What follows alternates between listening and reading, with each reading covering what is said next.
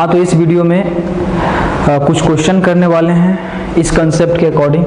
ये क्या था इसके प्रीवियस वीडियो में हम लोग बता चुके हैं, और सुनिएगा ध्यान से।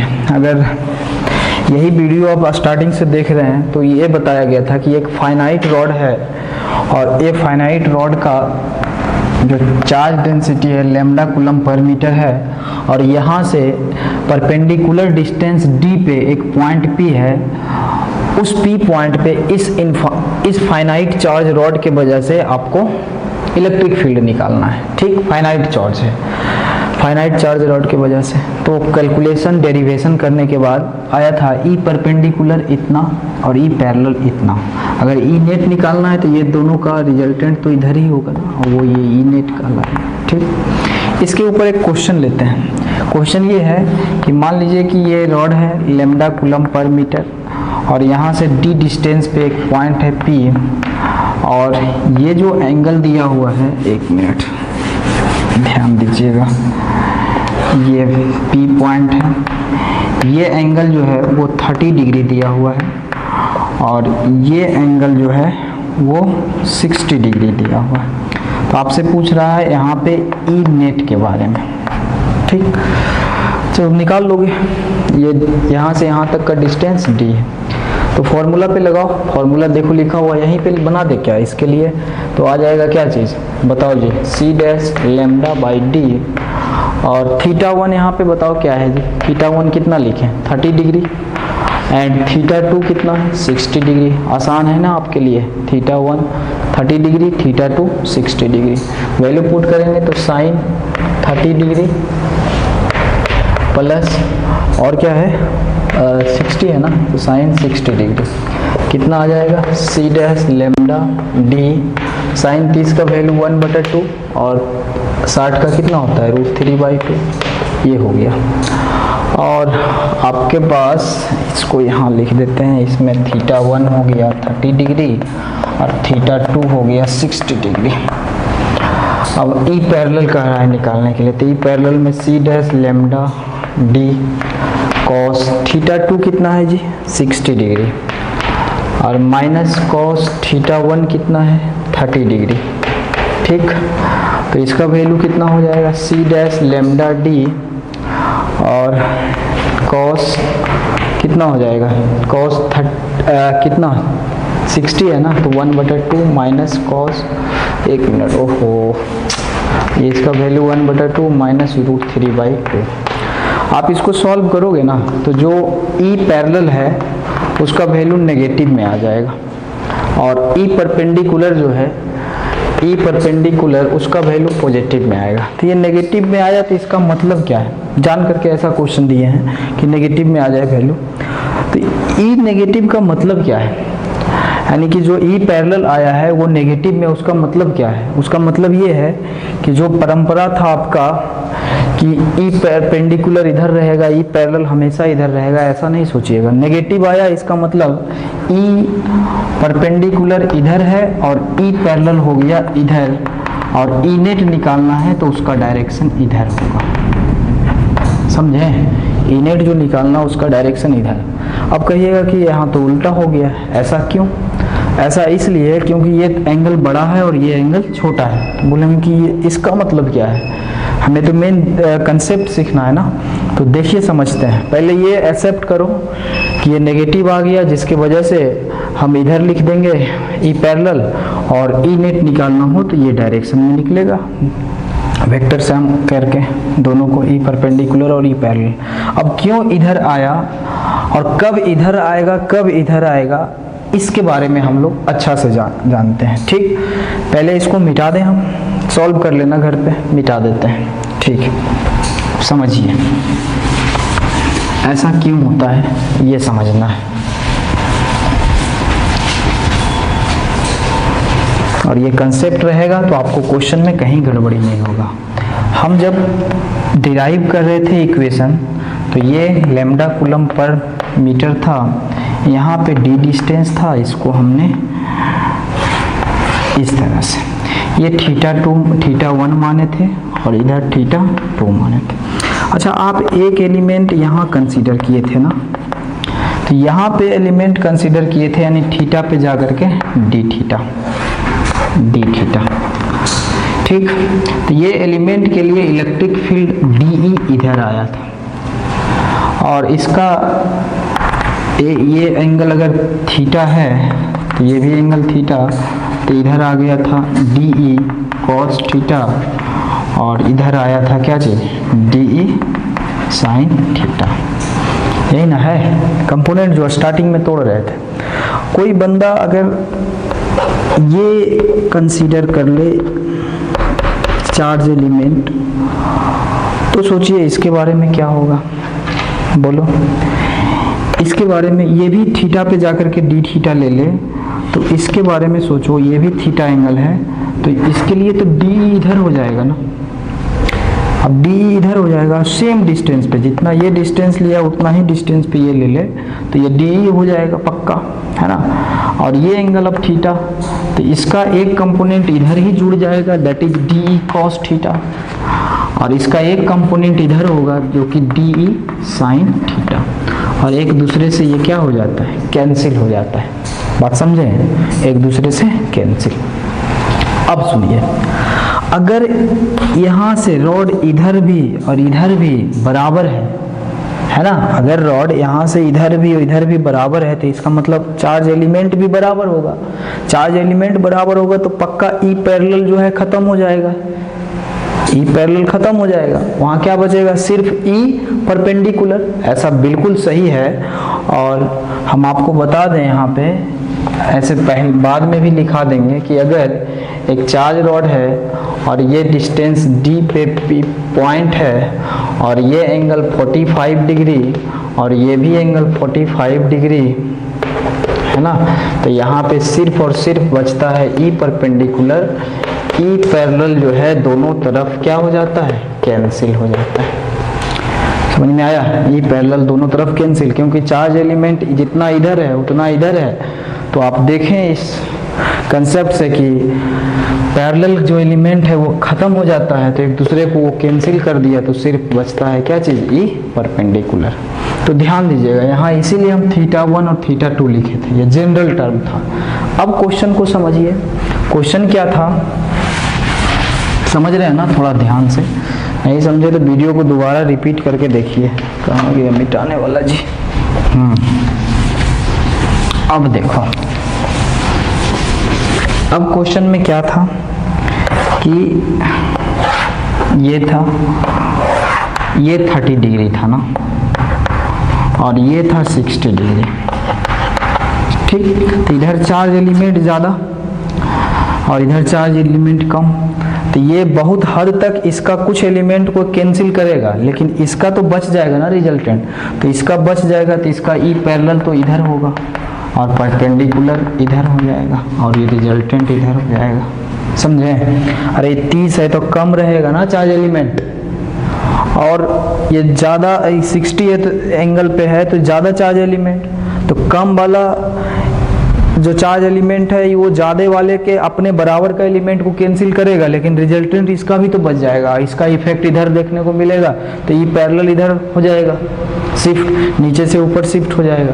तो आप ऐसे ट्रिक याद रखो कि जिस तरफ का एंगल ज़्यादा होता है उसी साइड का रिजल्टेंट बचता है, यानी कि वो ई पैरेलल शिफ्ट हो जाएगा। बात समझें? और ई परपेंडिकुलर का तो कहना ही नहीं है, वो तो इधर ही रहेगा, जस्ट इसके परपेंडिकुलर।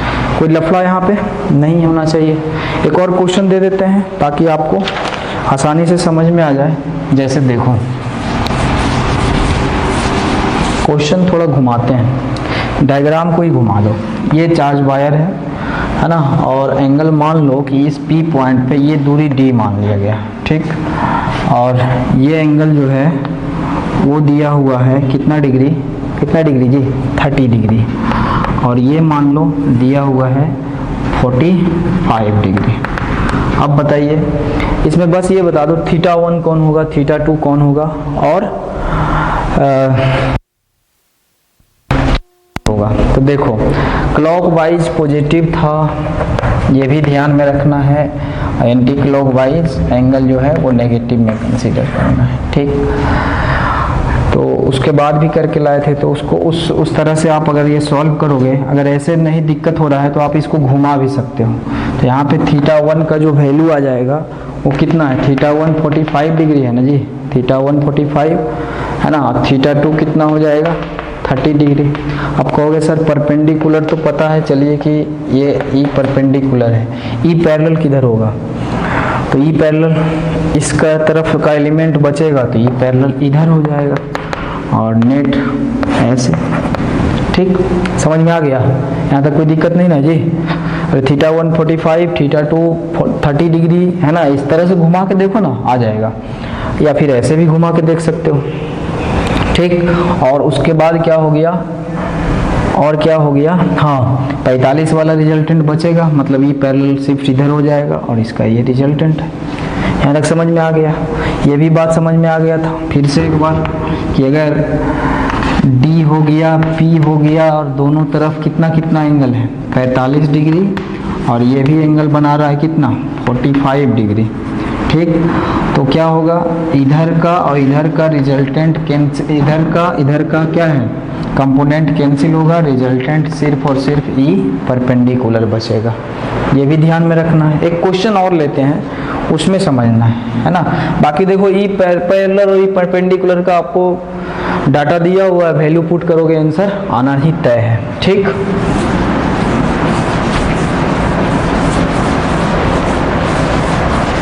अब एक क्वेश्चन ये है, उसमें θ1 और θ2 पे आपको कमेंट करना है, θ1 और θ2 पे। क्वेश्चन का पैटर्न ऐसा दिया हुआ है कि ये है एक फाइनाइट चार्ज रॉड या वायर, और इस P पॉइंट पे इसके वजह से इलेक्ट्रिक फील्ड निकालना है। ठीक, और ये देखो, और ये देखो,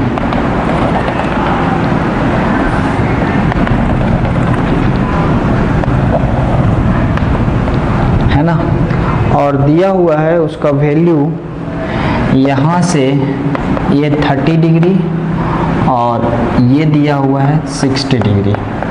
तो आपसे मेरा सवाल ये है कि इसमें θ1 कितना होगा और θ2 कितना होगा वो बताना है। θ1 कितना होगा और θ2 कितना होगा। अब देखो दिमाग लगाने की बात है, याद करना θ1 और θ2 कैसे कंसीडर किए थे, है ना। θ1 और θ2 कैसे कंसीडर हुआ था ये दिमाग में आपको रहना चाहिए, तभी ये बात बनेगा, नहीं तो दिक्कत हो जाएगा। θ1 θ2 याद दिलाने के लिए यहाँ पे ऐसा कर दिए। बताओ जी θ1 कितना होगा, तो आपको लग रहा होगा देखो d जो था वो परपेंडिकुलर डिस्टेंस है, तो यहाँ पे परपेंडिकुलर डिस्टेंस तो ये रहेगा ना, यानी कि ये रोल में है d का ये लाइन। अब θ1 इधर की ओर है ना, कहाँ से, तो d से, तो θ1 60 डिग्री होगा कि नहीं, θ1 60 डिग्री। ये भी ध्यान देना है कि θ1 जो है वो इधर वाले रॉड के जो लास्ट एंड था उसको मिला रहा है, और कहाँ से चला है, d से चला है। ठीक उसी तरह से हम d से चलेंगे और इधर वाले लास्ट एंड को मिला रहे हैं, और इस डायरेक्शन में ही चल रहे हैं, तो मामला सही है, इस डायरेक्शन में चल रहे हैं। अब θ2 कितना है, तो θ2 के बारे में सोचना है, कहाँ से लेना है θ2 d जहाँ से मेजर ये लाइन से लेना है, किधर की ओर, इधर की ओर, एंटी क्लॉकवाइज। तो देखो कितने लोग जल्दीबाजी में 30 लिख देंगे जो कि गलत हो जाएगा, है ना। θ2 जो होगा वो यहाँ से इधर चलना है, इधर की ओर, और तब तक चलते रहना है जब तक कि रॉड का आखिरी एंड ना मिले, आखिरी एंड मिलाने वाला लाइन ना मिले, यानी कि ये तब तक चलते रहा इस लाइन से, डी लाइन से, कि जब तक कि उसको रॉड के आखिरी एंड मिलाने वाला लाइन ना मिला हो। तो हम भी देखो ना यहाँ से चलते गए, आखिरी एंड तो ये है रॉड का, ये वाला हमको पकड़ाना है, चलते गए तो ये एंगल होगा θ2। या आप कह रहे हो सर ये थीटा 30 डिग्री क्यों नहीं होगा, तो 30 डिग्री देखो यहाँ से ऊपर है ना, आपको मेजर तो एंटी क्लॉकवाइज करना है, यानी कि आप अगर 30 डिग्री लोगे तो माइनस में 30 डिग्री लेना पड़ेगा, क्योंकि इधर वाले θ2 में हम बात कर रहे हैं, फॉर्मूला में ये θ2 दिया हुआ है, पॉजिटिव में, आप ये θ2 ले रहे हो, इसका मतलब नेगेटिव लगा के लेना पड़ेगा, उल्टा चल रहे हो तो। या आप इस एंगल को कंसीडर करो पॉजिटिव में, तो आप ये एंगल कंसीडर करोगे पॉजिटिव में तो सही रहेगा, है ना जी, दोनों बात है। ये एंगल को कंसीडर करोगे तो कितना हो जाएगा 330 डिग्री, हाँ घूम गया तो 330 डिग्री प्लस 330 डिग्री। तो ये चीज था θ1 और θ2 पे समझने वाली बात था। फिर से एक बार अगर समझना चाहो तो समझ सकते हो। मेरा कहना क्या है, इस डायग्राम को फिर मिटा देते हैं, ठीक है, फिर से शुरुआत करते हैं। ये देखो ऐसे दिया हुआ है एक चार्ज और लैम्डा कूलम पर मीटर है। इस P पॉइंट पे निकालना है इलेक्ट्रिक फील्ड, और ये लाइन ज्वाइनिंग है इस तरह से, एक इंड ये दूसरा इंड से, और यहाँ से ये एंगल दिया हुआ है कितना 30 डिग्री, और ये एंगल दिया हुआ है 60 डिग्री। आपसे पूछा θ1, तो देखो पहले D को देखो, D कौन है, तो D परपेंडिकुलर डिस्टेंस, रॉड यहीं तक है, तो हम मन ही मन सोचते हैं कि थोड़ा बढ़ा देते हैं डॉट डॉट लाइन करके, ये काल्पनिक है ना, मन में सोचा हुआ बात। तो अब ये D की तरह एक्ट कर रहा है, तो चलिए ये बॉर्डर हो गया D का। अब D से ऐसे जाना है और तब तक चलते रहना है D लाइन से जब तक कि ऊपर वाले जो लास्ट छोर है रॉड या वायर का उससे मिलाया हुआ लाइन P पॉइंट का ना मिले, यानी ये लाइन जब तक नहीं मिलेगा जब तक चलते रहेंगे। तो यहाँ भी यहाँ से चलते गए, अरे मिल गया, कौन लाइन मिला, तो जो लास्ट इंड को मिला रहा था, यानी कि θ1 आ गया कितना डिग्री 60 डिग्री। अब देखिए θ2, तो θ2 जल्दीबाजी में गलती कर दोगे अगर 30 डिग्री लिखोगे तो 30 नहीं लिखना है, क्योंकि आप इस डायरेक्शन में थोड़ी ना θ2 लिए है ना। θ2 देखो इस डायरेक्शन में, और D से तब तक चलते रहना है जब तक कि लास्ट इंड को मिलाने वाली लाइन नहीं मिले इस डायरेक्शन में। तो हम चलते चले गए, चल रहे हैं, नहीं मिला। अब यहाँ नहीं रुक जाना, ये तो फर्स्ट इंड वाला है, लास्ट इंड को मिलाने वाला लाइन, यानी ये दैट इज आप θ2 को ले सकते हो कितना प्लस 330 डिग्री, या आप ऐसे ले रहे हो, इसका मतलब एंगल ऐसे दिया हुआ है और फॉर्मूला में ऐसे है, तो उल्टा कर रहे हो तो माइनस लगा के लिख दो, θ2 इज इक्वल टू -30 डिग्री। बात बन जाएगा, बात गड़बड़ हो जाएगा, नहीं बनेगा, समझे। चलिए इतना प्रैक्टिस था। अब जो है डिफरेंट क्वेश्चन होगा, बनाइएगा। अब हम अगला हेडिंग बनाते हैं calculation of electric field due to infinite rod. आपको याद होना चाहिए, है ना, फिर से आपको याद दिला रहे हैं, एकदम रट्टा मार लो, कुछ चीज़ें याद करना पड़ता है ना। क्या था जी, ये P पॉइंट था, ये D दूरी था, ये एंगल कितना था θ1, और ये वाला कितना था θ2, ठीक। अब बताइए E परपेंडिकुलर कितना है, बताओ जल्दी, C' lambda divided by D sine θ1 plus sine θ2, और इधर परपेंडिकुलर, और ये हो गया, ये पैरेलल कितना था C' लैम्डा बाई D कितना cos θ2 माइनस cos θ1, ठीक। अब हम हेडिंग जो बना रहे हैं इसका ज़रूरत है इसीलिए लिखे, है ना, आपको याद दिलाने के लिए कुछ काम होगा, है ना। Calculation of electric field due to infinite charge rod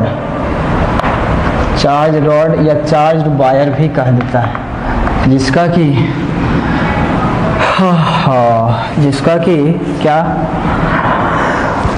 charge density, linear charge density lambda है, यानी इनफाइनाइट है, मतलब अनंत, जिसका कि छोर का अंत इधर भी ना हो और छोर का अंत इधर भी ना हो, है ना, दोनों अनंत हैं। और इसका लैम्डा कूलम पर मीटर है, यूनिफॉर्म चार्ज डिस्ट्रीब्यूटेड है, और इसके वजह से इस P पॉइंट पे निकालना है, जो कि यहाँ से कितना दूरी है D distance, perpendicular D distance है। क्या करोगे तुम आखिर, है ना जी, इसको बनाने के लिए सोचिए, है ना।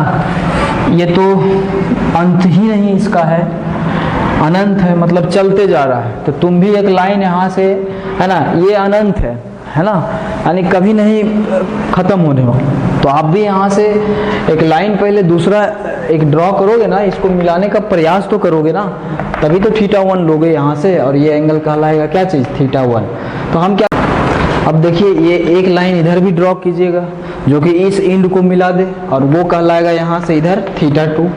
तो क्या लग रहा है, ये भी अनंत की ओर जा रहा है, मतलब कभी ख़त्म नहीं होगा, और ये भी लाइन कभी ख़त्म नहीं होगा। लाइन कहने का मतलब वही वायर, चार्ज रॉड, है ना। तो हम क्या करते हैं कि अगर इफ θ1 को 90 डिग्री पुट कर दें और θ2 को भी 90 डिग्री पुट कर दें, मतलब अपना लाइन भी सीधा कर देंगे, और ये सोच के चलेंगे कि तुम भी चल रहे हो, हम भी चल रहे हैं, आशा नहीं कि कब मिलेंगे, है ना जी, लेकिन चलते रहेंगे, ठीक। तो ऐसा लग रहा है कि θ1 अगर 90 डिग्री है तो ये भी चल रहा है, नीचे भी θ2 90 डिग्री है तो ये भी चल रहा है, और माना जाता है कि मिल ही जाएगा कहीं ना कहीं, ठीक। लेकिन पता ही है आपको कि क्या दो पैरेलल लाइन मिलता है, नहीं मिलता है, लेकिन फिजिक्स में कहता है कि कभी ना कभी तो मिल ही जाएगा। आशा है, विश्वास है, और क्या कर सकते हैं। चलिए, तो आप वैल्यू पुट कीजिए और मजा लीजिए। तो ई परपेंडिकुलर कितना हो जाएगा जी, है ना जी, ई परपेंडिकुलर आपका कितना हो जाएगा, c dash lambda divided by D, और sine 90 degree plus sine 90 degree, ठीक। और इसका वैल्यू पुट कर दो, साइन 90 डिग्री हो गया, साइन 90 डिग्री कितना हो जाएगा जी, साइन 90 का वैल्यू बताओ जी, इसका वैल्यू 1 होता है, इसका भी वैल्यू 1 होता है, तो 1 + 1 कितना हो जाएगा, 2 हो जाएगा। तो ई परपेंडिकुलर हो जाएगा 2 c dash lambda by D, ठीक। और ई पैरेलल भी निकालना, यहाँ निकाल दें क्या, निकाल देते हैं। ई पैरेलल कितना होगा, c dash lambda divided by D, और cos 90 degree minus cos 90 degree. अब देखो साइन 90 1 होता है, तो cos 90 तो 0 होगा ना, ये भी 0 होगा, पूरा मामला को ही साफ कर दिया, यानी कि ई पैरेलल जो है वो क्या हो जाएगा, 0 हो जाएगा, ई पैरेलल 0। तो क्या हुआ, ई पैरेलल 0 हो गया और ई परपेंडिकुलर बचा, तो ई नेट, अब टोटली क्या बचा, ई परपेंडिकुलर, तो ई नेट बराबर E perpendicular 2c dash lambda by D हो जाएगा, यही।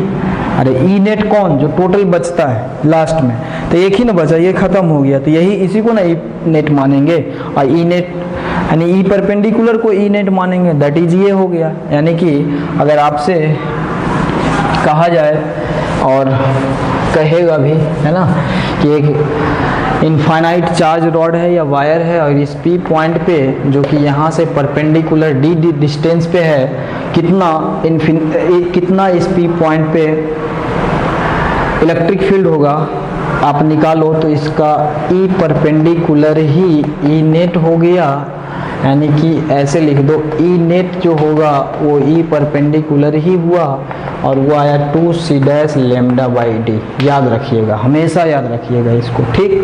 यहाँ तक समझ में आया कुछ बातें, क्वेश्चन आएगा इसके मिक्स फॉर्मेट में तो आप बनाइएगा, ठीक। इधर वाला देखो, अब वही बात यहाँ भी है कि यहाँ से इधर भी सेम, जितना ऊपर है चार्ज एलिमेंट उतना नीचे है, इसलिए पैरेलल वाला कैंसिल कर दिया एक दूसरे को, परपेंडिकुलर सिर्फ बचा, है ना। जहाँ कहीं भी दिमाग लगा दोगे रिजल्ट तो वहीं आना है। अब हम क्या करते हैं, calculation of E due to infinite charge rod करते हैं। इनफाइनाइट चार्ज रॉड तो निकल ही गया, अब सेमी इनफाइनाइट कर देते हैं, मिटा दें सबको। चलिए, ड्यू टू सेमी लगा दो, semi infinity charge rod. Semi मतलब एक तरफ अंत है उसका, और दूसरे तरफ का जो एंड है वो अनंत की ओर चल रहा है। और इसको मिटा दिए जी, पक्का याद हो जाएगा, याद हो गया होगा आपको, ये सोच के हम मिटाए हैं। बाकी तो सुनिए, calculation of electric field due to semi infinite charge rod. इसका मतलब एक तरफ उसका अंत ही नहीं है, मतलब एक तरफ अनंत है और दूसरा तरफ अंत है, ये अंत हो गया, और इसका लैम्डा कूलम पर मीटर है। तो कैसे निकालेंगे, और मान लीजिए कि यहाँ से d दूरी पे, d डिस्टेंस पे p पॉइंट है, तो इलेक्ट्रिक फील्ड निकालना है। तो आप सोचो, खुद सोचो कि इधर तो मिलने वाला है नहीं, तो ये θ1 कितना हो जाएगा, मान लेते हैं 90 डिग्री। θ2 आप क्या मानोगे, 0 मान लो, θ2 0 डिग्री, तो 0 डिग्री मतलब खत्म हो गया, मतलब इस एंड से ही, इस एंड से d डिस्टेंस पे हम परपेंडिकुलर d डिस्टेंस पे p पॉइंट पे इलेक्ट्रिक फील्ड निकाल रहे हैं, और θ2 0 ले लिए, इसका मतलब ये रॉड का एंड तो खत्म हो गया, और इधर 90 लिए मतलब चल रहा है, हम साथ साथ वाला बात हो गया, चलते रहेंगे। तो अब निकाल दो, E पैरेलल कितना हो जाएगा और E परपेंडिकुलर कितना हो जाएगा। तो E परपेंडिकुलर पहले निकालिए, C dash lambda d sine कितना लगाओगे, θ1 90 डिग्री माइनस नहीं प्लस साइन θ2 कितना 0 डिग्री, है ना। अब सॉल्व करोगे तो इसका आंसर आ जाएगा, साइन 90 का वैल्यू कितना होता है, 1 होता है, और साइन 0 का वैल्यू कितना होता है, 0 होता है। तो ई परपेंडिकुलर कितना आ गया जी, C dash lambda by D, है ना। और ई परपेंडिकुलर आ गया तो ई पैरेलल बताओ अब, C dash lambda divided by D, यहाँ कॉस θ2 था माइनस कॉस θ1, ठीक। आइए ध्यान दीजिए, तो θ2 की जगह पे कितना लिखोगे जी, 0 डिग्री नहीं लिखोगे, लिख दोगे कि, और θ1 कितना लिखोगे, 90 डिग्री लिख दो। चलिए एक ही बार में सब कुछ हो जाएगा। d cos 0, अगर sin 0 0 है तो cos 0 1 होगा, और cos 90 कितना है, 0, यानी कि आपका E पैरेलल जो आया वो C dash lambda by D आ गया। कमाल का रिजल्ट आ गया, है ना, समझ में तो आ गया होगा। फिर से एक बार रिकैप करते हैं कि देखिए, एक तरफ अनंत है और दूसरे तरफ अंत है, तो अंत कैसे माने, तो P पॉइंट पे निकालना है, D डिस्टेंस परपेंडिकुलर है, तो θ2 0 मान लिया, मतलब खत्म हो गया तुम, है ना, अंत हो गया, 0 है मतलब यहीं पे मान लिए।